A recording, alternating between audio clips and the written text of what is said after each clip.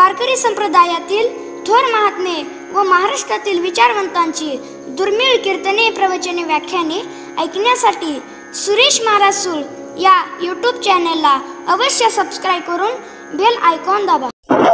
काम मोक्ष शिवा देखता प्रत्यक्ष वाचे वदता शिवनाम तया नभारी क्रोधकाम विका जनार्दने शिव निवारी करी काळाचा भेव वाचे वदता शिवनाम तया नभारी क्रोधकाम विठ्ठल.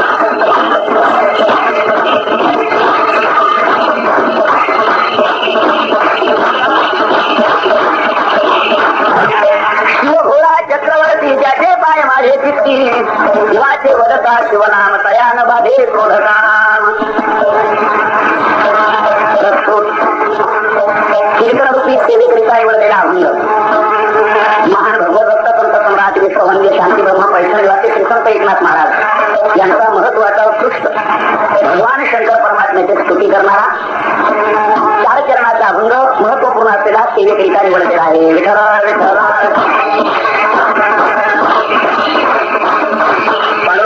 करू प्रथम स्मरण हो या सगळं विद्यांचे अधिकरण आधी किंवा करून ते नाव करण्याचा शिवभोळा चक्रवर्ती ज्याचे पाय माझे तिथे अभंग श्री संत एकनाथ महाराजांचा असून अभंगातील प्रतिपाती विषयाचा महत्वाचा आहे की भगवान शंकर परमात्म्याचं नामचिंतन जो करी त्यांना काम क्रोधाची विकाराची बाधा होणार नाही.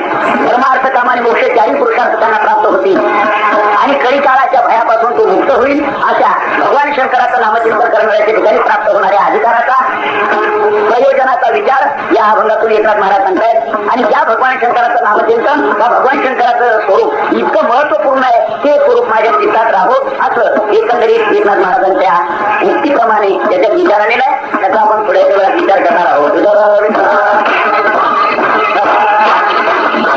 अभंगातील वर्णन विषय आहे भगवान शंकर आणि या अभंगाचे वर्णन करते आहेत श्री संत एकनाथ महाराज. एकनाथ महाराजांनी वर्णन केलेलं आहे ते अति महत्वाचं आहे. कारण रात्रीच्याच आपण काही अभंगात काही गोष्टीचा उल्लेख केला. जे बोलायचं आहे ते अनुभवजन्य असेल तर त्याला महत्व आहे, अनुभव शून्य असेल तर त्याला महत्व नाही. मग एकनाथ महाराज देव भगवान शंकर या बाबतीत बोलण्याचे पूर्णतम अधिकारी आहे. कारण ज्यांना देव प्राप्त आहे म्हटल्यापेक्षा ज्यांच्याकडे भगवान परमात्म्याने 36 वर्ष काम करावं हा त्यांचा अधिकार आहे. गावडीने पाणी ज्या घरी चक्र पाणी वाहे.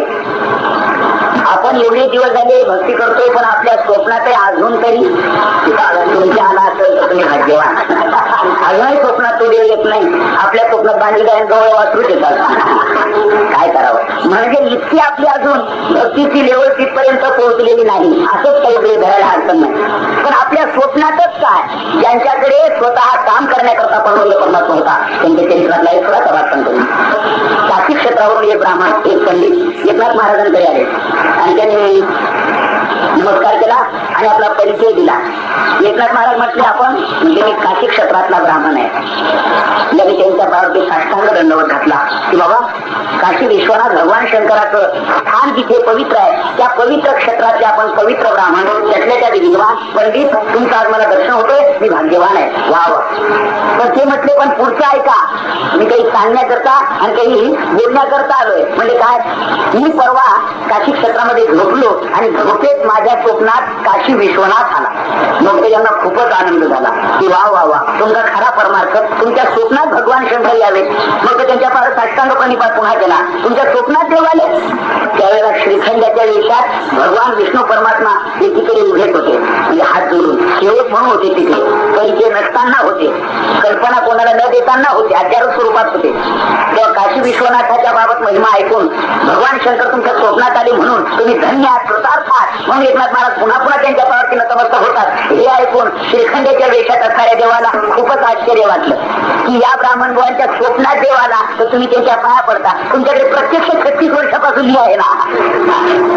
तेव्हा भगवान शंकर तुमच्या स्वप्नात आले म्हणून हे पाया पडतायत. पण ते ब्राह्मण बुवा पुन्हा सांगतायत पण अहो एवढ्यावरच माझ्या पाया पडू नका माझं पुढचं ऐका. म्हणे काय माझ्या स्वप्नात आलेल्या काशी विश्वनाथाने काय सांगितलं म्हणे काय तुम्हाला जर खरोखरच संतांची भेट करून घ्यायची असेल तर प्रत्यक्ष स्वरूपाने परमात्मा ज्यांच्या घरी कावडीनं पाणी भरतोय गंध उगाळून देतोय श्रीमद भागवत ऐकतो आणि कीर्तनाच्या वेळी काळ घेऊन काळ म्हणण्याची साथ करतोय असा ज्यांचा अधिकार त्यांच्या तुम्ही दर्शनाला जा, असं मला देवानी तुमच्याबद्दल सांगितलंय म्हणून मी इथे आलो.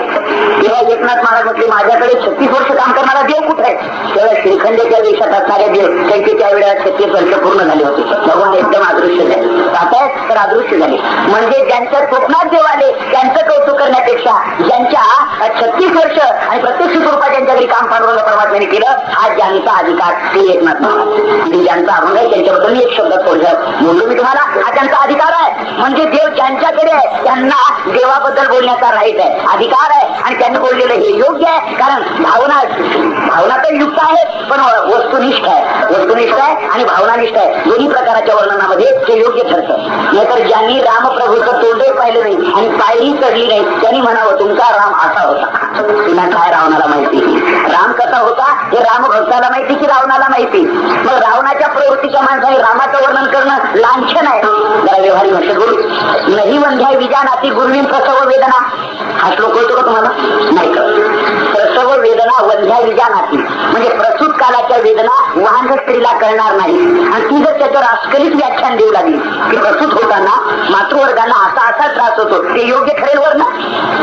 नाही वंध्या विजानाती गुरुवीन प्रसव वेदना. मग प्रसूत कालाच्या वेदना सांगण्यासाठी प्रसूत होणारीच माता असावी लागेल. अन्यथा ज्या बाईच्या जीवनात तो आला नाही येण्याची शक्यता नाही, तिने काय वर्णन करावं त्या संबंधात? तसं देवाबद्दल बोलण्यासाठी देव प्राप्त असलेला, देवाचं पूर्ण ज्ञान असलेलं नाही, अनुमान प्रमाणाने नाही, परोक्षत्वाने नाही, अपरोक्षत्वाने ज्यांनी देवाला जाणलेलं आहे त्यांनी देवाबद्दल बोलावं. त्यांचं बोलणं योग्य आहे.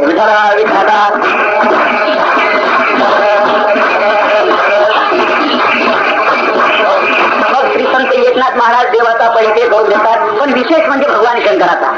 ते म्हणतायत भगवान शंकर भोळा आहे, त्याच्या तो चक्रवर्ती आहे.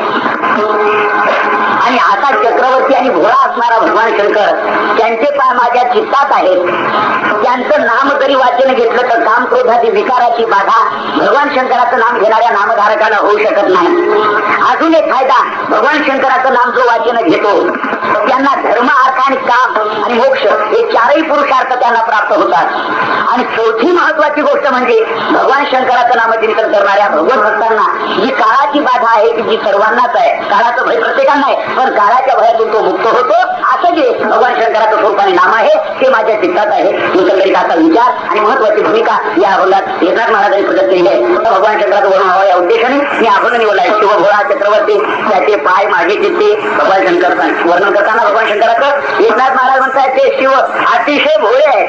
किती भोळे आहेत तरी तर बहुतेकांना त्यांचं ज्ञातच आहे. एवढे भोळे आहेत की आपल्या प्रजोगात ही वस्तू देण्याबाबत यांना देताना आपण याचा परिणाम काय होईल याचा विचार न करताना जे मागितलं ते देतात म्हणून भोळे, किंवा लवकरात लवकर प्रसन्न होतात म्हणून भोळे. आपल्या सर्वांना माहिती भस्मासुराकडे काम होतं की ते चिता भस्म आणायचं यांच्या पूजेसाठी.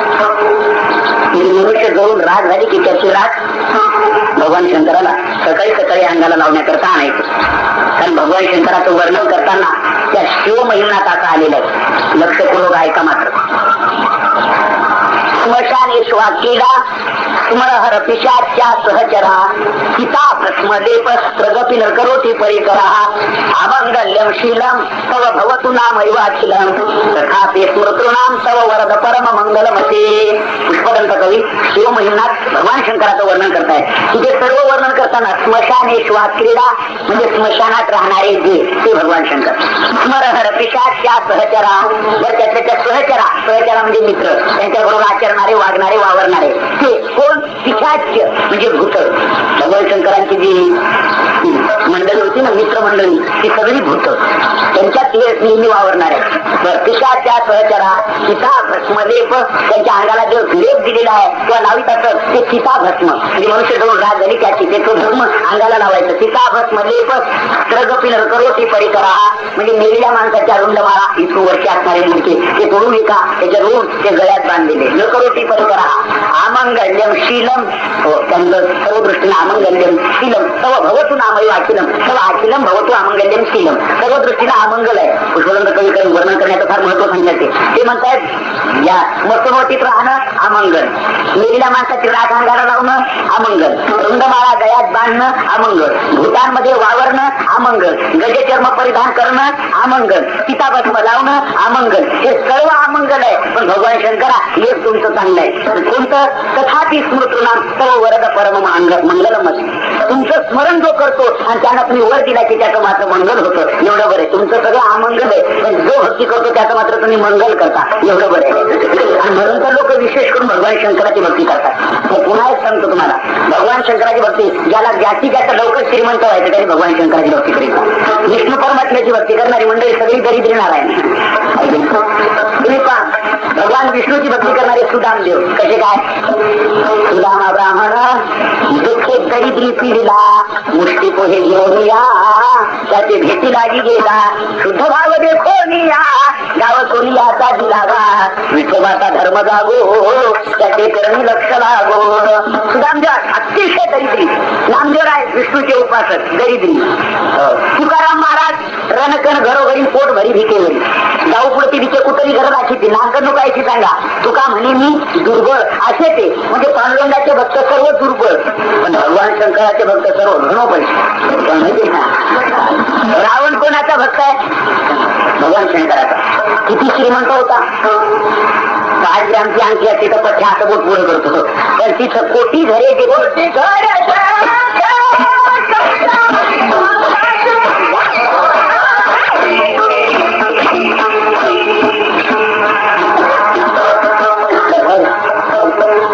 जे मध्यंतरी वाजत जाऊ ना, सगळं वाजलं की मग वाजलं विठाला विठाला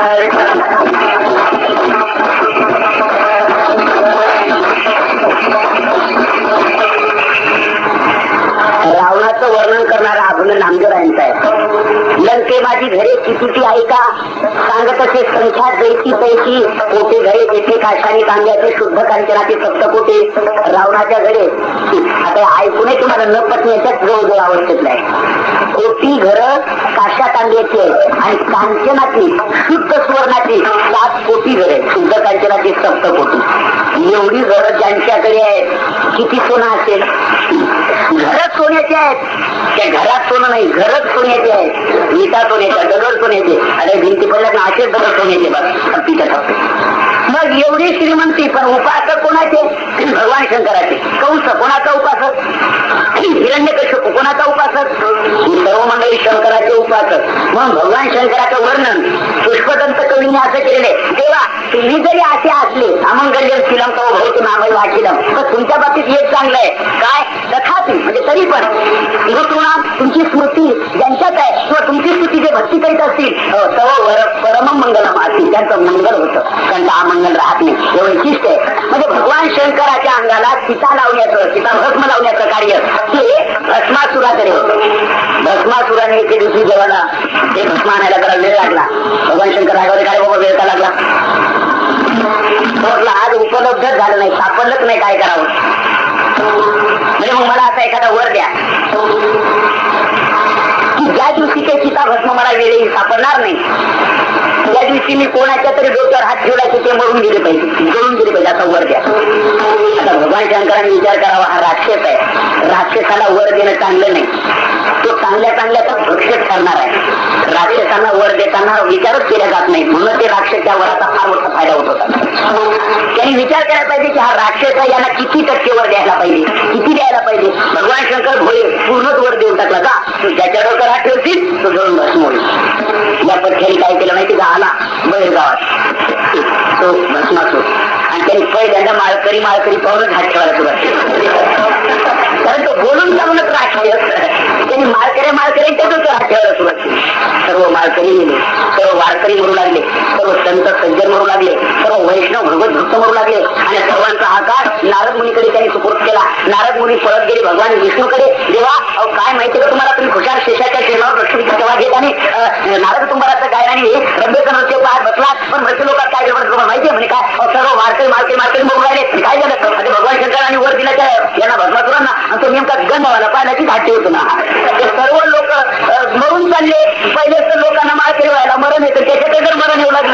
कोण माळकेल होईल. अहो तुम्ही सावध व्हा. आता काय करावं करता करता भगवान विष्णू चिडले. भगवान शंकर आठवते ज्यांना वर द्यायचं त्यांची परीक्षा पास नाहीत, अनुभव घेत नाही, कोणाला होकार वर देऊन करतात आणि तो आम्हाला विचारावा लागतो. जाऊ दे त्यांचा त्यांना अनुभव येईल तेव्हा पाहू. तेव्हा प्रकार असा घडला की नारद मुनीच्या डोंगरात ठेवा लागला. विसरले काय एवढ्यातल्या एवढ्यात लक्ष ठेवलं मी काय सांगतो ते भस्मासूर. नारद मुनी सापडवले त्यांनी. नारायण हा भस्मा म्हणिकडे भस्मासूर म्हणिकडे तुमच्या डोक्यावर हात ठेवायचा. आता नारद मुनी जगाच्या डोक्यावर हात ठेवणारे. गंगा गौरी दोघी भांडवी संध्याची झालेले राहणारे ते नारद मुनी. इकडे म्हणजे नारद मुनी म्हणजे दोघांचे वकील. इकडे ते सांगायचं तिकडे सांगायचं. दोघांचे वाढवायचं दोघांचे मिटवायचं. ते काम नारद मुनीने करावं. नारद मुनीच्या डोक्यावर हात ठेवण्याची वेळ आल्याबरोबर नारद मुनी म्हणजे आता कधी आपल्याला थांब थांब थांब तुझं माझ्या डोक्यावर हात ठेवणार मी मरणार यात संशय नाही. पण मी तुला असं विचारतो माझ्यासारख्या फक्त जवळ विना आणि ती पुढा भजन करणाऱ्याच्या डोक्यावर हात ठेवून तुला काय मिळणार.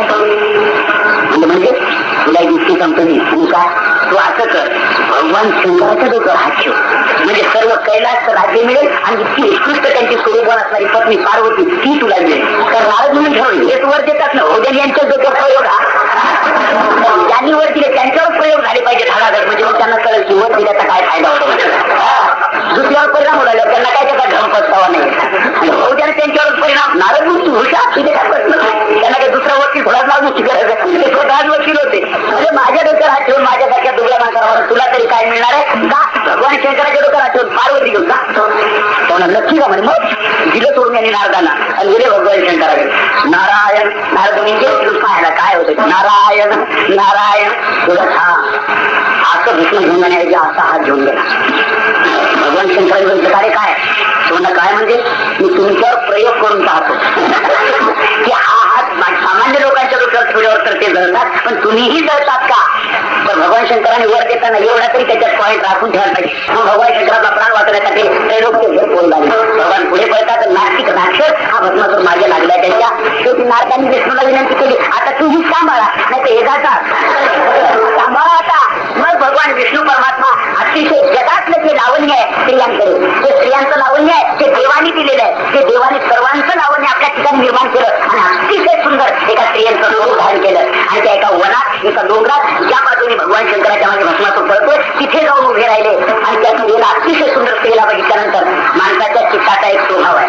तुमच्या पानावरती शिरा आहे अशी कल्पना करा. पण शिर्याचं महत्व कुठपर्यंत बुंदी येत नाही पुढे त्यांनी घ्या बुंदी वाडा अजून पानावर शिरा आहे त्याला लगेच शिरपतराव हा उतरला बुंदीवाला. पण बुंदीच्या ताटात काही कुठपर्यंत जिलेबी येत नाही. तो ह्या जिलेबी गावरान तुपात काढलेली आहे ताजी ताजी आहे त्यातल्या त्यात बारीक बारीक वेळे काढलेले आहे कडक आहे व्यवस्थित आहे ह्या जिलेबी. आपण बुंदीचा ढीक बनला त्याला त्याला साईडला लावून देऊ जिलेबी म्हणजे विशिष्ट विषय प्राप्त झाला की कनिष्ठ विषय चित्तातून वळला होतो हा त्याच्यातला आहे तात्पर्य आणि तो प्रत्येकांचाच अनुभव आहे. एरवी मनुष्य सायकलवर फिरतो पण मोटरसायकल मिळाला आपल्याला हल्ली ना सायकलवर फिरत इंटरेस्ट काय इंटरेस्ट नाही मिळाली ना तुला मग आता ही वजा झाली. असाच एकंदरीत स्वभाव आहे माणसाचा. तसं याला ती अतिशय सुंदर स्त्री बघितली आणि तुला भगवान शंकरांना सोडून म्हणजे ब्रह्मदेशाची आहे दिव्य स्वरूपाची स्त्री आहे अमृत प्राशन करणारी आहे. माझ्या शरीरामध्ये अस्थि मास रुधिर काहीही नाही असं. मग तुम्ही कुठे चाललात पती शोधायला. पण पती संबंधी तुमची अपेक्षा काय आहे म्हणजे त्या पतीचं मासिक इन्कम काय असावं तो गव्हर्नमेंट सर्वंट असावा की खाजगी कंपनीत असला तरी चालेल. म्हणजे तुमची अपेक्षा काय त्या संबंधित त्यातल्या त्या कुठल्या वर्णाचा कुठल्या याचा धर्माचा असावा त्याची उंची काय असावी त्याचा रंग काय असावा त्याचा स्वभाव उद्या या संबंधात ती म्हटली त्या संबंधात माझी एकही अपेक्षा नाही. माझी अपेक्षा एकच आहे मी माझ्या देवीला नवस केला माझ्यासारखं जो नृत्य करील त्याला मी माळ घालणार आहे. तो मग मी फॉर्म भरला तर चालेल का सर्वांनाच परवानगी फॉर्म भरण्याची. ठीक आहे मग मी नृत्य केलं तसं तुम्ही करावं लागेल दिलं भगवान शंकराला सोडून झालं नृत्य सुरू. आता नृत्य करता करता करता त्याला खूप मोहित केलं रंगवलं कामाचे पाश तिथे निर्माण केले त्या भस्मासुराच्या ठिकाणी आणि भगवान विष्णूंनी मोहिनी रूपामध्ये पहिल्यांदा आपले हात आपल्या गुडघ्यावरती ठेवले. मी जसं केलं तसं करायचं बरं मग त्यांनी त्याचे हात आपल्या गुडघ्यावरती ठेवले. नाचता नाचता नाचता पुन्हा विष्णू परमात्म्याने मोहिनी रूपात आपले हात आपल्या कमरेवर ठेवले त्यांनी आपले हात आपल्या कमरेवर ठेवले यांनी ठेवता ठेवता आपले हात आपल्या खांद्यावर ठेवले त्यांनी आपले हात आपल्या खांद्यावर ठेवले आणि नाचता नाचता यांनी आपले हात आपल्या डोक्यावर ठेवले त्यांनी आपल्या हात आपल्या डोक्यावर ठेवले कसा जळून गेला. बिगर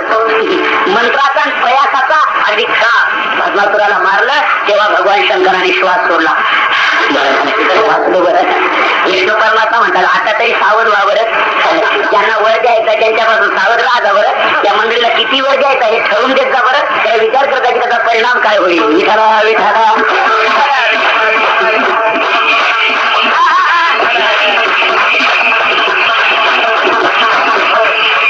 एवढे भोळे होते याबद्दल बोलतो. किंवा घोडा इतके भोळे की ज्यांना वर द्यायचा आहे ते आपल्यावरच प्रयोग करणार नाही. कशावरून? एवढे भोळे. हे काही कमी आहे बुवा. याच्या पुढे शिवपुराण वाचाल तर आपल्या लक्षात येईल. शिवपुराणामध्ये प्रसंग आता रावणाची आई तिचं नाव आहे कैकसी. रावणाच्या आईचं नाव काय? कैकसी. कैकई नव्हे. तिने काय करावं? समुद्राच्या स्नानाला जाऊन वाळूचं लिंग करून त्याची पूजा अर्चा करावी. एके दिवशी रावणाने विचार केला की माझी आई त्रैलोक्य विजेता रावण मी आणि माझ्या आईने सामान्य वाळूचं लिंग तयार करावं, त्याची पूजा करावी, हे योग्य नाही. म्हणून आज आपण भगवान शंकराची पूजा करून भगवान शंकराकडून आत्मलिंग प्राप्त करून घेऊ. माझ्या आईच्या तसा तो मातृभक्त रावण. ठीक आहे, गेले घोर तपस्या केली भगवान. रावणाने जेवढी भक्ती केली तेवढं कोणीच करू शकणार नाही. उभेच त्यांना वर मिळालेले नाही. वेळे प्रसंगी त्यांनी 10 कमलांपैकी एक शीर तोडून ठेवलं म्हणून त्यांना दशानन म्हणतात. किंवा दुसऱ्या भागात आहे सहस्र लक्ष दळ अर्पण करण्यात येत, लक्ष बिलोपत्र अर्पण करण्यात एक महिनाभर व्रत त्यांनी आचरलं होतं.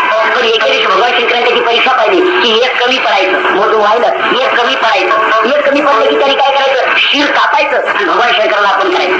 पण पुन्हा तिथे निर्माण व्हायचं, पुन्हा यांनी कापायचं, कमी पडलं की व्हायचं. असे 10 वेळेला शिर कापून ठेवले म्हणून त्यांना 10 तोंड निघाले म्हणून त्यांना दशानन म्हणतात. आता दुसरा त्याचा नाशिंकार आहे.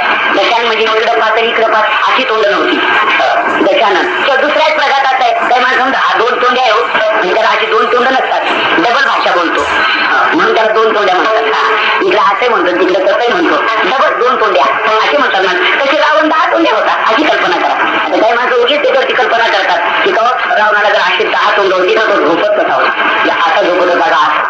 कोणीकडे झोपायचं ठरलं तर झोपणं कसं शक्य आहे? त्याला त्याच्याबद्दल डोकं लावायचं नाही. आपण एवढाच विचार करायचा आहे की एक शीर कापायचं, देवाला अर्पण करायचं, पण तपश्चर्याच्या काही पुन्हा शीर त्यांना तयार व्हायचं. त्यांना शीर कापल्यावर शीर का होतं त्याचे शास्त्रीय कारण आहे. कदाचित तुम्ही रामायण पाहिलं असेल तरी कळलं असेल, तुम्हाला ऐकलं तर नसेल एवढं फार काही वेळ कुठे तुम्हाला रामायण ऐकायला. त्यांच्या बेंबीमध्ये अमृताची कुटी होती, कुंड होता छोटासा, आणि त्या अमृताच्या योगाने एक शीर कापलं की दुसरं शीर तयार होत होतं. म्हणून त्यांनी 10 शिर कापले देवा करता तरी दुसरं शीर तयार होत होतं. म्हणून तर राम रावणाच्या युद्धामध्ये प्रभू रामचंद्र कंठाला बाण मारायचे आणि शिर उडवायचे. शिर उडालं की तिथे काय व्हायचं? दुसरं शिर तयार होत होतं रावणाचं. मग विभीषण रामप्रभूच्या जवळ गेले आणि कानात सांगितलं वरती जाऊन, देवा असे तुम्ही दिवसभरही बाण मारले आणि रात्रभरही मारले आणि युगे संपले बाण मारताना तरी दुष्ट रावण मरणार नाही. त्याच्या देंबीमध्ये अमृताचा कुंड आहे आणि तिथे अमृताचा स्राव होतो, त्यामुळे त्याला शिर तयार होतात. आणि मग देंबीला बाण मारा म्हणजे अमृताची कुठली पहिली बाण मारून ऑपरेशन करून बाहेर काढा, मग कामच झालं. तेव्हा हे वर्म विभीषणाने रामप्रभूला सांगितलं, त्या अर्थाने बाण मारला, त्यावेळेला रावणाचा पराभव झाला. अशी 10 शिरं त्यांची निर्माण झाली. भगवान शंकर प्रसन्न झाले. वा, भक्ती करावी तर अशी करावी. वा वा वा, सामान्य नाही. भगवान शंकर प्रसन्न झाले. वरम काय मागायचं ते माग. सांगितलं माझ्या आईसाठी मला आत्मलिंग पाहिजे तुमचं. भगवान शंकराने विचार करावा की नाही देताना, न विचार करता बस दिला आत्मलिंग. पण सांगितलं बाबा हे लिंग घेऊन लग्नीला बसवायचं नाही किंवा हे लिंग खाली ठेवायचं नाही. खाली ठेवलं तर ते अदृश्य होईल, लग्नीला बसला तू तर अपभ्रष्ट होईल. म्हटलं बरं, घेतला आणि निघाला. रावणाने आत्मलिंग मिळवलं.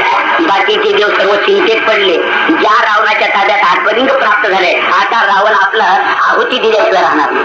कारण मर्कटस्य सुरापान प्रवृत्ती कदंशन तन्मध्ये भूत संचारो यद्वा तद्वा भविष्यती. पहिलं अति चंचल माकड, त्यातल्या त्यात त्याला विण सुचावला, त्यातल्या त्यात त्याला भूत लागलं आणि त्यातल्या त्यात त्याला सरकारी औषधी दिली पाहिजे.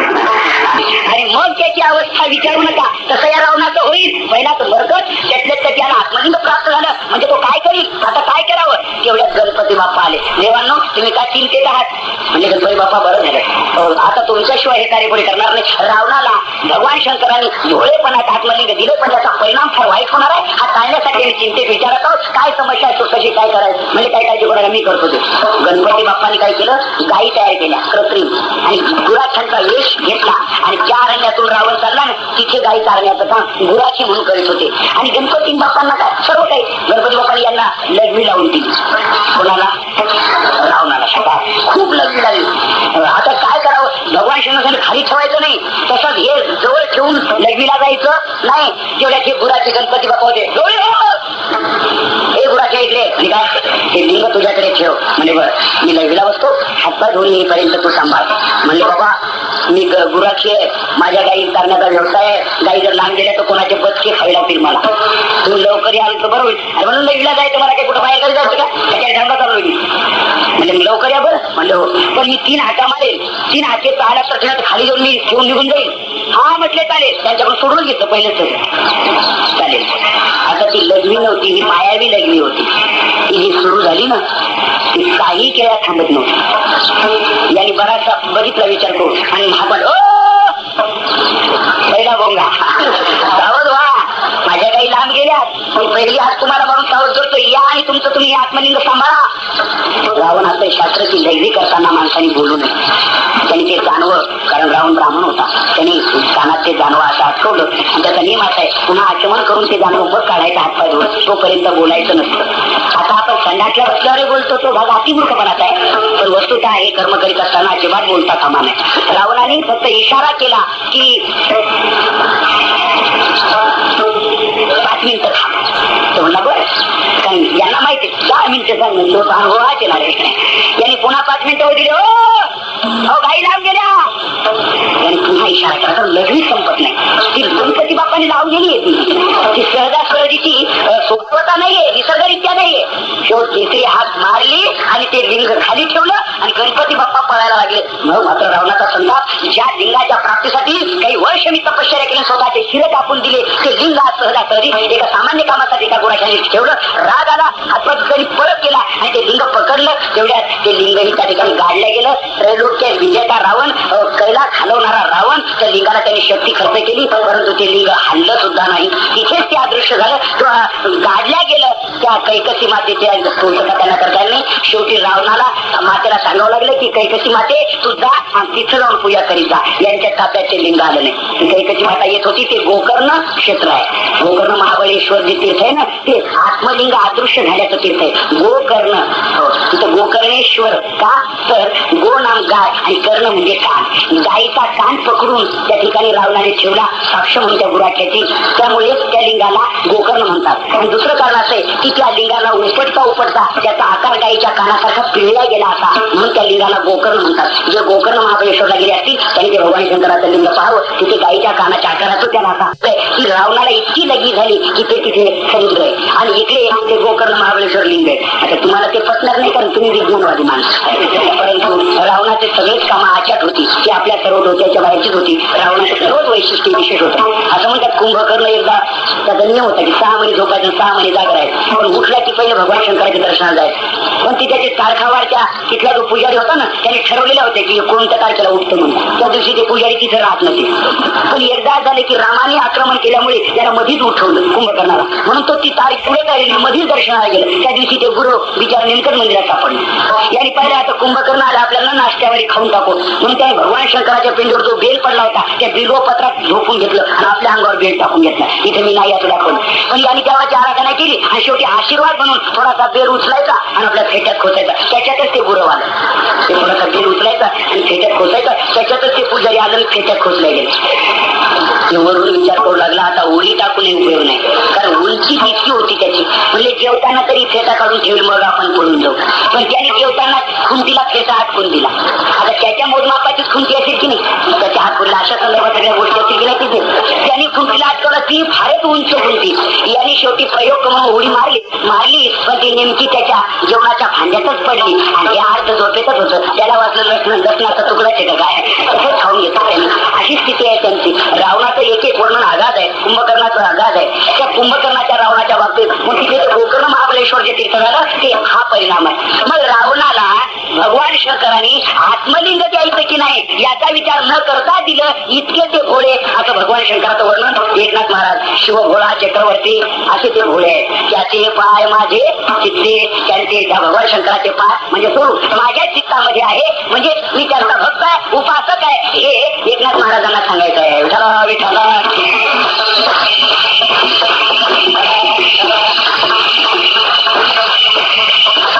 हो, त्याचे पाय माझे चित्ते. बरं, एकनाथ महाराजांनी पुन्हा एक त्याचा फायदा सांगितलाय. एकनाथ महाराज म्हणतात, हे पहा, तुम्ही भगवान शंकराचं नामचिंतन करा, तुम्ही भगवान शंकराची उपासना करा. म्हणजे भगवान शंकराची उपासना करायची कशा करता, तर आपल्या प्रत्येकाच्या पाठीमागे काम क्रोध आदी विकाराचं प्राबल्य आहे. हे काम आणि क्रोध अतिशय फलवान आहेत. पण या काम क्रोध आदी विकाराची बाधा नष्ट करायची असेल तर तुम्ही वाचन शिवराम घ्या, घेणाराला काम क्रोध विकार बाधणार नाही. हे दुसऱ्या चरणात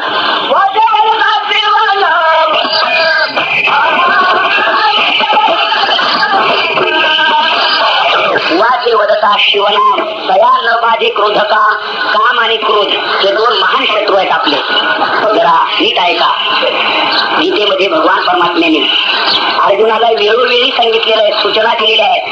अर्जुना, औषध घ्यायचं एक वेळेला मागे पुढे झालं तर चालेल, पण पथ्य मात्र सांभाळणं झालं पाहिजे. कारण रोग शरीरात जो वाढला तो पथ्य चुकल्यामुळे, शरीराचं संतुलन बिघडल्यामुळे, म्हणून रोग वाढलेला आहे. औषध न घेतल्याने रोग झालेला नाही. मग पथ्य काटेकोरपणे पाळ, औषध चुकलं तरी चालेल. तसं तू एक कर, भक्ती करताना मागे पुढे झाली तरी चालेल, पण काम क्रोधादी विकार पहिले शरीरातून घालव. तस्मात ते तत्रयन त्यजत. त्यजत म्हणजे त्याग कर, तस्मात म्हणजे त्यामुळे, आणि त्रयन म्हणजे तिघाचा. या तिघांचा पहिला शरीरातून फळशा पाड उडव. म्हणजे हे तिघ कोण?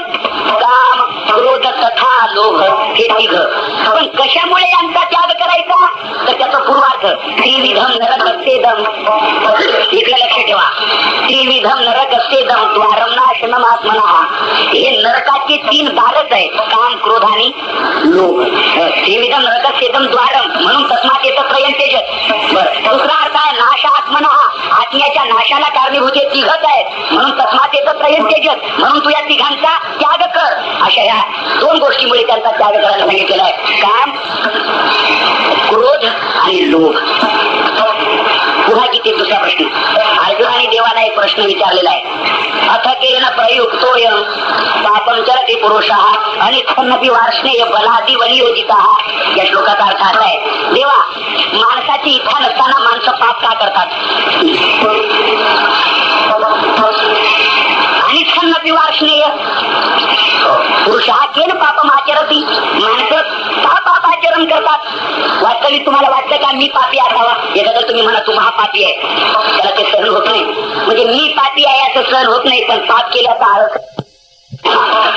मला कोणी पापी म्हणावा असं कोणालाही वाटत नाही, पण पाप करण्याचा आळसही करीत नाही पटला. मग लोकांनी तरी का आळस करावा त्याला पापी म्हणण्याचा? तो जर आळस करीत नाही, पापम कुर्वंती यत्नता, प्रयत्न करून तो पाप करतो, तर त्याला पापी म्हणणं तर बिघडलं कुठं? मग तुला जर वाईट वाटत असेल तर पाप कर्म सोडून दे. पण माणसाला वाटत नाही मी पाप करावं, मग तो पाप का करतो असा आहे अर्जुनाचा प्रश्न. केन पुरुष हा पापम आचरती आणि छन्नती, इच्छा नसताना. याचं उत्तर देवाने पुढच्या श्लोकात दिलं. श्री भगवान वाच काम येश क्रोधो येश रजो गुण समुद्भवा महाशण महापापा विद्येनं निहवैना.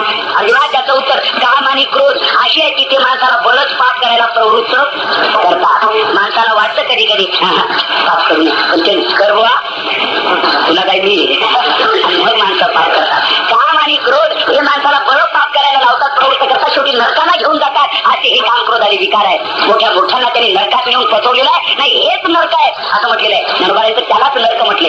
या काम क्रोध लोभा माझी जिरे जो होय उभा, तो निरयपुरीची सभा सन्मान पावे.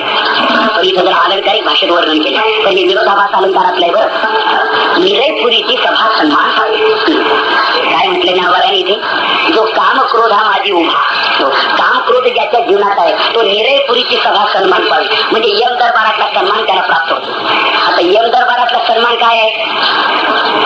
पहिल्यांदा मारिती, तुरीती, झोडीती, निष्ठुर हा तिथला सन्मान आहे. या बरं झालं आले. तुमच्या गावात कीर्तन होत होतं का? म्हणे हो. तुम्ही गेले होते का? नाही. ते फटका ठेवून सांगा, तुम्हाला कीर्तनात सांगितलं होतं का माळ घालावी? म्हणे हो. तुम्ही घातली होती का? नाही. ते फटका ठेवून त्याला इतके फटके ठेवून रक्त माळ फुबाड करतात. एवढंच नाही, परत श्रीगमन तुम्ही केलं होतं का? हो. ते फटका ठेवून मद्यपान केलं होतं का तुम्ही? हो, ते फटके ठेवून. मांसाहार तुम्ही निरापराधी प्राण्यांचा जीव घेतला होता का?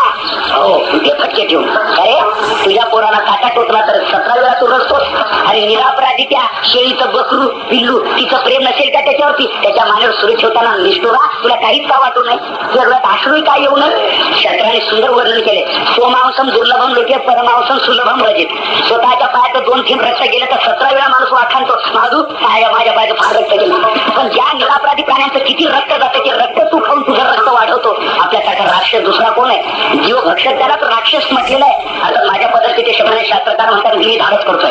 शास्त्रकार म्हणतात का रे बाबा, तू काही माझं देवा तरी नाही नाही, आमच्या देवीला त्याच्याशिवाय होतच नाही. देवीला होत नाही का तुला भोक्या होत नाही? देवीचं कधी म्हणणं आहे का? नाही, देव निर्माण करणारा, ज्या देवाने हा जीव निर्माण केलाय तो जीव कशाला मागेल हो? हा जीव मागेल तो काय देव ठरेल का? पण मग त्याला जर जीवच लागतो तो वाघाचा का नको हो? शेळीचाच का पाहिजे हो? असं काय तुमचा देव म्हणत नाही? अश्वम नैव गजम नैव, म्हणजे शास्त्राचे श्लोक आहे ते. अश्वम नैव गजम नैव व्याघ्रम नैवच नैवच आजा पुत्रम बलिम दत्त्यात देव दुर्बल घातक. दुबळ्याचा घात करणारा देव काढलाय कुठून तू? अश्वम नैव, तो घोड्याचं नको, गजम नैव हत्तीचं नको, व्याघ्रम नैवच नैवच वाघाचं तर मुळीच नको. त्याला माहिती भक्त नमुन्यावरही जाईल वाघाचा आणायला गेला तर.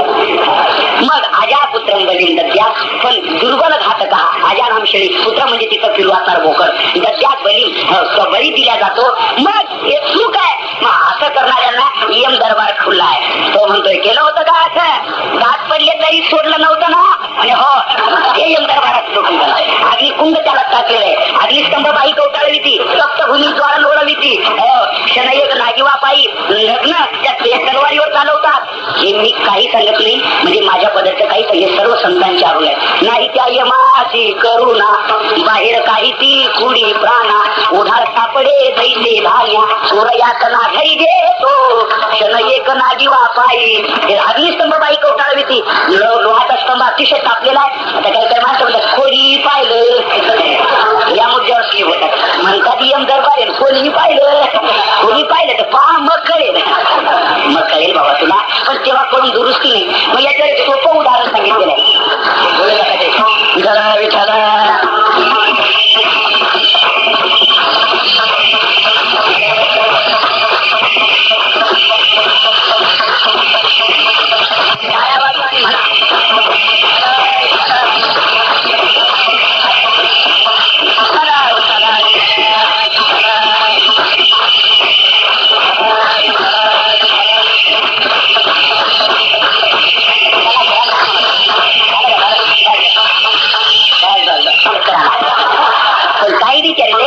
त्यांच्यावर काहीच परिणाम होत नाही. जे कवड्या मनाचे माणसे आहेत ना, त्यांना एवढी जबरदस्त तिथे पाप केल्यावर दुःख भोगावी लागतात का?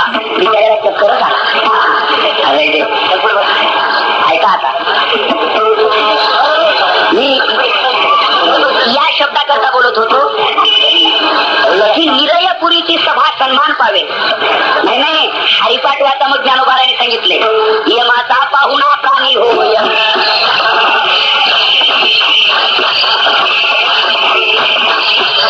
यमाचा पाहुणा हा एक पाहुणाच आहे, आणि परमार्थ करणारा तोय पाहुणाच आहे. पण शांती दया पाहुणा हरीच आहे. असे 2 पाहुणे हरिपाठात सांगितले. हा यमाचा पाहुणा आहे. यम येतात त्याचं स्वागत करतात. स्वागत म्हणजे मी सांगितलं जाता इथून स्वागत आहे त्यांचं.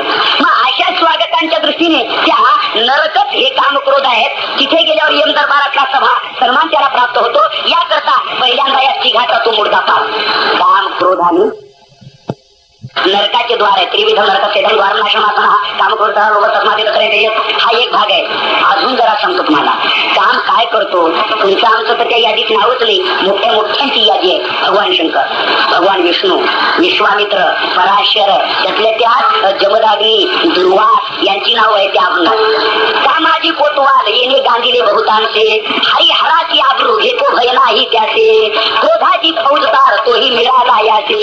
जमदाग्नी दुर्वास नागिले महान ऋषी, क्रोधाचे फौजदार तोही मिळाला याचे वगैरे वर्णन आलेलं आहे. म्हणजे कामाजी कोतवाल आणि क्रोधाची फौजदार नावे कसे शोधले कबीरदास महाराजांनी पाहले. हे दोघंही एकत्र त्याच्यामधला जीव हा कैदी ठरतो, आणि दोघांनी मिळून त्याला नरकाला घेऊन जातात. मग महाराज सांगतात बाबा या काम क्रोधाच्या मध्ये जो उभा असेल ना, तो निरयपुरीची सभा सन्मान पावे असा हा काम आहे. या कामाने केलं काय? ते म्हणतायत मग कामाचे निघाय नाव बराय बोलतायत. ब्रह्मा कन्येशी धरूप आहे. ब्रह्मदेव खरा, पण आपल्या मुलीचीही तो कामरथ होऊ शकतो, इतका कामाचा विशेष परिणाम आहे. म्हणून तर श्रीमद भागवतात एक श्लोक आलेला आहे. काय आहे त्या ठिकाणी?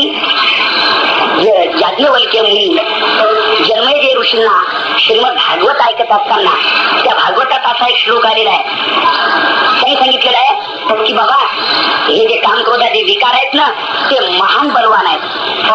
मात्र स्वतः दुहित्रावा विविधता वासना भवे, बलवान इंद्रिय ग्रामो विद्वांस अतिकर्षते. अर्थ कळला असेल तुम्हाला? ठीक आहे, कळला बरं झालं. म्हणजे हो म्हणता एवढं काय. त्या श्लोकाचा अर्थ असा आहे, मात्रा, स्वत्रा आणि दुहित्रा म्हणजे स्वतःची जन्म देणारी आई, स्वतःची पाठची बहीण आणि स्वतःच्या पोटी विमान झालेली मुलगी. या तिघी जणी, स्वतःची माता, स्वतःची मुलगी आणि स्वतःची बहीण, या स्वतःच्या माता, भगिनी आणि पुत्री जरी असल्या तरी पण एकांतात त्यांच्या आसनावर बसू नये. विविधता वासना भवी. का बसू नये? त्याचं उत्तरार्धात उत्तर आहे, बलवान इंद्रिय ग्रामो विद्वांस अतिकर्षते. हे इंद्रिय इतके बलवान आहेत की विद्वानालाही आकर्षण करतात आणि तिकडे घेऊन जातात, नीच प्रवृत्तीकडे त्याला नेतात. उदाहरणार्थ ब्रह्मदेवाची मुलगी होती, ब्रह्मा कन्येशी धरूप आहे, पण कामाचा परिणाम इतका जबरदस्त आहे. पण जन्मजय ऋषी म्हटले, महाराज याच्या थोडीशी दुरुस्ती करा. बलवान इंद्रिय ग्रामो इतकरी विद्वांस अतिकर्षती असा पाठ न घालता विद्वानो नातिकर्षती असा पाठ घाला. म्हणजे सामान्यांना इंद्रिय तिकडे ओढतात, पण विशेष विद्वानाला मात्र ते इंद्रिय काही करू शकत. नातिकर्षती का अतिकर्षती असा पाठ, त्याच्याबद्दल जरा थोडासा वाद निर्माण झाला. मग याज्ञवल्क्य मुनींनी सांगितलं, याचा विचार आपण आपल्या व्यास मुनींनी याचा विचार आपण उद्या करू, याचा अर्थ असाच राहू द्या. म्हणजे बरं. मग व्यास महाराजांनी केलं काय? जन्मजय ऋषी, जैमिनी ऋषी डोंगरात राहत होते एका पर्णकुटीत. व्यासमुर महर्षी काय केलं? अतिशय सुंदर एका स्त्रीचा वेश घेतला, रूप घेतलं आणि फिरत फिरत फिरत गेले. मग मी मुलीच्या रूपाचं सांगितलं ना तसे. त्या जन्मजयांनी बघितलं की कोणीतरी एक स्त्री आहे, ती फिरत फिरत आलेली आहे. तिला विचारलं का, हो कुठे चालला तुम्ही? म्हणजे मी चालले असेच प्रतिशोधा. तुमची अपेक्षा माझ्या अपेक्षा एकच आहे, मला खांद्यावरती घेऊन जो अग्निकुंडाला 5 प्रदक्षिणा करी त्याची मी पत्नी. हे कशा करता घडवलंय हे लक्षात आहे का? पण तुमच्या यांचं म्हणणं होतं की विद्वांस अतिकर्षती हा पाठ चुकीचा आहे. या भागवतातला विद्वानो नातिकर्षती असा पाठ पाहिजे. म्हणजे हे इंद्रिय विद्वानाला आकर्षण करू शकत नाही, काममोहित त्याला करीत नाही. इंद्रियावर त्याने विजय मिळवलाय विद्वान पुरुषाने, म्हणून हा पाठ चुकीचा आहे असं त्यांना सिद्ध करून द्यायचं होतं. पण तसं नसून हेच बरोबर आहे भागवतातलं, हे सिद्ध करण्याकरता व्यासाने एका स्त्रीचं रूप घेतलं आणि आले. पावसाळी कपडे भिजलेले आहेत आणि बाजूला उभे आहेत आश्रमाच्या. यांनी विचार केला, बाईसाहेब मध्ये या. बाईने सांगितलं, नाही, आपली संन्यासाची झोपडी पर्णकुटी आहे, मी स्त्री आहे आणि एकांतात याला योग्य नाही, त्याला संघात संख्या आहे ते काम हा याला योग्य नाही, मी येत नाही. पण मी म्हणतोय ना या. आली ती बाई पर्णकुटीमध्ये आणि विचारणा झाली. तिने सांगितलं, मला खांद्यावरती घेऊन प्रदक्षिणा करणाऱ्यांची मी पत्नी. म्हणजे मग मी चालेल. वा, विद्वानो नातिकर्षती का अतिकर्षती यासाठी बरे. ती बाई नव्हतीच, ते व्यास महर्षी आहेत. बाईचा वेश आहे, अतिशय सुंदर आहे वेश. आणि ते म्हटलं मग ठीक आहे, याने घेतलं वा खांद्यावर. पहिली प्रदक्षिणा झाली, दुसरी प्रदक्षिणा झाली, तिसरी झाली आणि चौथीला सुरुवात झाल्यावर व्यास महर्षीने आपलं वजन इतकं वाढवलं, बोजा इतका वाढवला तो अशा गुडघ्यामध्ये वापरला. तो म्हणे आता काय करावं, आता बोजा म्हणजे खाली ठेवतो तर ये भी गया आणि हो भी गया. खांद्यावर घेतल्यामुळे ये गया आणि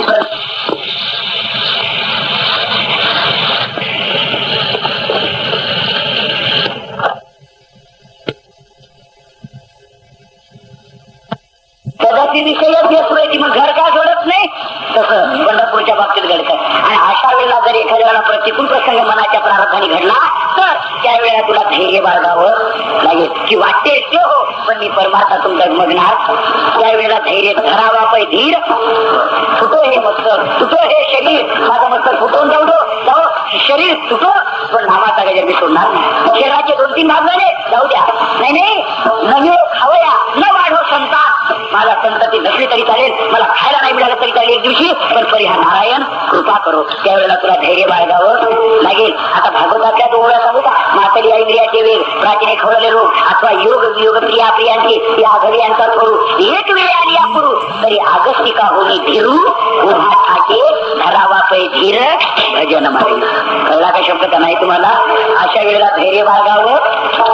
आणि परमार्थ करतो काय जरा परत आहे का, कित्येक वेळेला आपण अशी तुलना करतो, काय परमार्थ करणारा मरतो. बिगर परमार्थी काही मरतो, त्यालाही दुःख येतं आपल्याला दुःख येतं, त्याचा ऍक्सिडेंट कधी होतो आपलाही होतो. काय फरक आता आहे, परमार्थ करणाऱ्याला दुःख येत नाही असं नका समजू. त्याच्या पूर्वप्रारंभाने त्यालाही दुःख, फक्त परमार्थ करतो का आलेल्या दुःखातून निमूटपणे पार पडण्याचं धैर्य देतो. तुमच्या मनाची प्रतिकार शक्ती दृढ होते आणि त्या दुःखातून तुम्ही सहज पहिले तीराला जाऊ शकता. रडत बसत नाही आणि आपल्याला महत्व घालवित नाही. मग ज्ञानोबा आपला एका बाळा बोलतायत, सामान्य दुःख सोडा पण इंद्रियाचे वेग मातलिया. सामान्य दुःख एक आहे, प्राचीने रोग खवळलिया. प्राचीने रोग खवळले अनेक वचन, म्हणजे जितके रोग आठवत असेल तितके तिथं एवढे रोग एक वटून खवळले तुमच्या शरीरात. त्यावेळेला तुम्हाला धैर्य पाहिजे हे सहन करण्याचं. इंद्रिय विषय भोगण्यात आतुर झाले, त्यांना आकर्षण करण्याकरता धैर्य पाहिजे की मी हे इंद्रिय या विषयाच्या भोगासाठी जाऊ देणार नाही, म्हणजे नाही, तेव्हा धैर्य पाहिजे.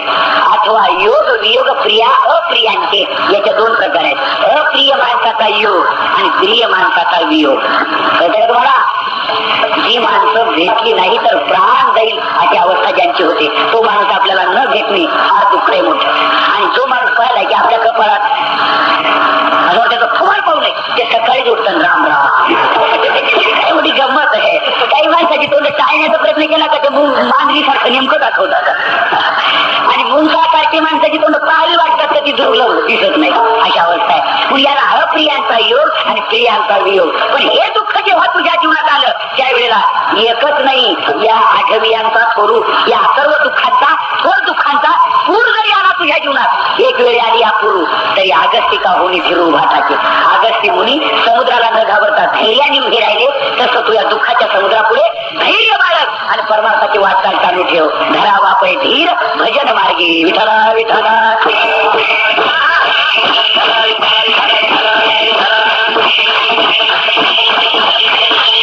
संतांवर दुःख आले नाहीत का, त्यांनी जुमानलं नाही त्याला. जरी हे आकाशावर पडो हार चोरण्याचा हार आला भांगदास महाराजांवर, फाशीला सुळावर द्यायचं ठरलं. विचारलं त्याला भांगदास महाराज रडले का, काय करा चुकून परमार्थात जाण्याची बुद्धी दुर्बुद्धी झाली, सुळावर नाही नाही देवा तुला वाटत असेल आम्ही घाबरू, आकाश वर पडलं तरी चालेल, ब्रह्मगोळ भंग पडलं तरी चालेल, डोक्याला आगी लागला तरी चालेल, एवढंच नाही सप्त सागरी एक वट होती, हे समुद्र सात एकत्र झाले तरी चालतील, तरी विरोणीदायक शिटी ही पृथ्वी विरून गेली तरी चालेल, पंचमहाभूतांनी प्रलय मांडला तरी मी तुझाची सांगाती का विठोबा. याला म्हणतात धरावाप आहे धीर. हा धैर्य बाळगण्याचा प्रकार. तुकोबारायांच्या जीवनात दुःख आले नाहीत का, बरे झाले देवा.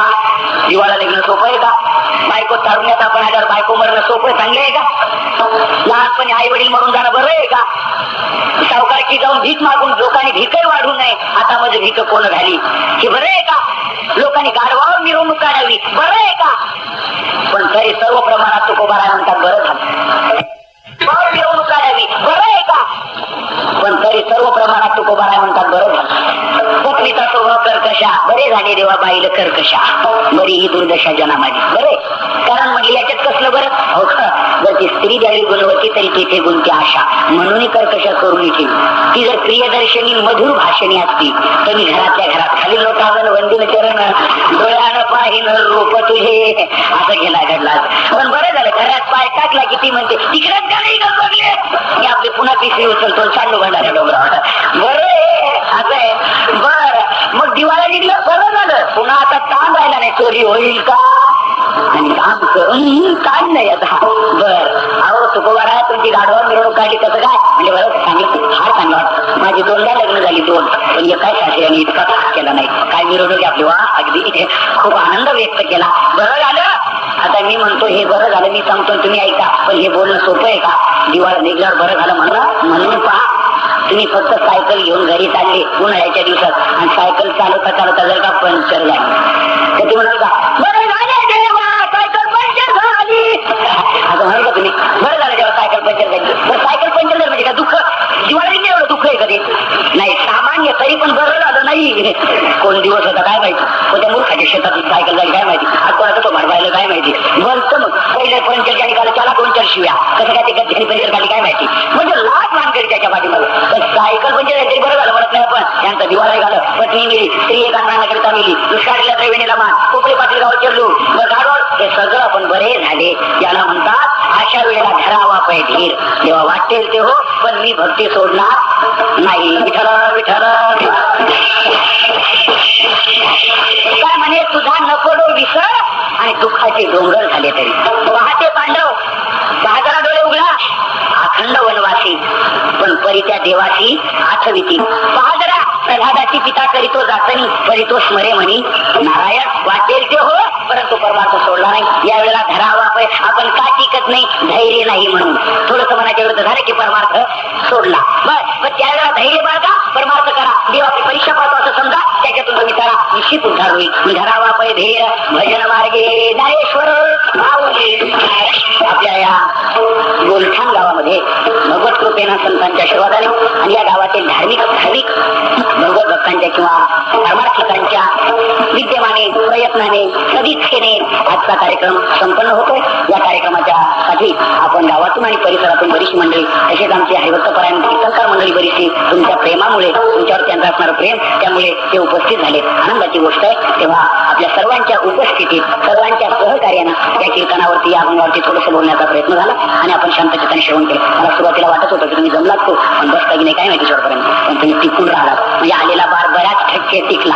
आता 4-2 कैऱ्या गळून गेल्या चालायचे, परंतु बहुअंशी तुम्ही टिकलात. आनंदाची गोष्ट आहे. एकच सांगायचे जाता जाता कीर्तनाचं साथ, आपण प्रत्येकाने गळ्यात तुळशीची माळा घालावी, गंध लावावा, वारी करावी, धार्मिक ग्रंथ वाचावे, कीर्तन प्रवचन ऐकावेत आणि चांगल्या माणसाच्या सतत संगतीत राहून आपलं जीवन निर्व्यसनी, उद्योगी, पारमार्थिक बनवून कृतार्थ करून घ्यावं. हेच कीर्तनाचं अंतिम सार आपल्या संग्रही ठेवा.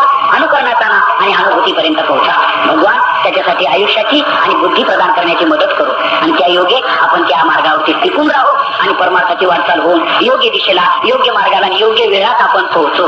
ही महत्वाची गोष्ट आहे. तेव्हा या अभंगाची अतिशय परमार्थ चांगला करणाऱ्यांच्या दृष्टीने वाटचाल महत्वाची सांगितलेली थोडक्यात संतांचीच आहे. ती फक्त माझ्या शब्दांनी मी प्रगत केली एवढा त्याचा अर्थ आहे. तेव्हा आपण याचं तंतोतंत अनुकरण करून अनुभूतीपर्यंत पोहोचा ही सदिच्छा व्यक्त करून आज विशेषतः वसंतरावचे बरेचसे प्रयत्न झालाच पाहिजे कार्यक्रम असा त्यांना सांगत फिरतील. त्यांना तसे या गावातले अजूनही काही माणसं पुष्कळशीत अगदी प्रयत्नशील आहेत. सगळ्यांचे नाव घेण्याची काही गरज नाही, मला ते आठवत पण नाही. आणि तेवढ्याने हा कार्यक्रम घडला. असो, ज्ञानेश्वर भगवतीला समर्पित करून मी माझ्या सेवेला पूर्ण विराम देतो. आता 1 मिनिटात चाल होऊन कीर्तन पूर्ण होईल. तोपर्यंत तुम्ही असं बसला.